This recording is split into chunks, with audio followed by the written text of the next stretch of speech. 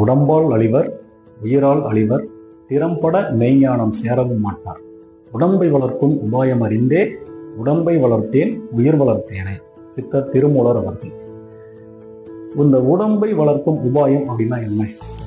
சித்தத்தை சமநிலைப்படுத்தி நோய் இல்லாமல் ஆரோக்கியமாக வாழ்வதே உடம்பை வளர்க்கும் உபாயமாகும்.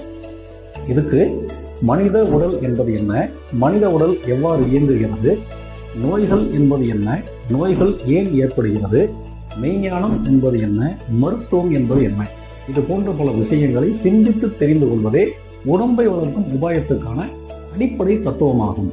என்னை பொறுத்தவரை இந்த உலகத்திலேயே மிகவும் சுலபமான விஷயம் இது அப்படின்னா, நாம் நம்முடைய உடலை ஆரோக்கியமாக வைத்துக் கொள்வதுதான் அப்படின்னு சொல்றேன். ஏன்னா நாம் காலையிலிருந்து இரவு வரை என்ன சாப்பிடணும் என்ன சாப்பிடக்கூடாது அப்படின்ற எல்லாமே நம்முடைய கட்டுப்பாட்டில் இருக்கு. யாரும் யாரையும் கட்டாயப்படுத்துறதில்லை. அப்படி இருக்கும்போது நோய் மட்டும் எப்படி நம்மை மீறி ஏற்படும். இப்போ அதே போல நிறைய பேர் எனக்கு வயசாயிடுச்சு, அதனால உடம்பு முடியல, நோய் வந்துருச்சு அப்படின்பாங்க. ஆக்சுவலா வயதுக்கும் நோய்க்கும் துளி அளவு கூட தொடர்பு கிடையாது. இதுக்கு நாம் நம்முடைய உடல் இயங்கும் தத்துவத்தை தெரிந்து கொண்டால் 100 வயசுல 1000 ஆண்டுகளானாலும் நம்மால் உயிர் வாழ முடியும்.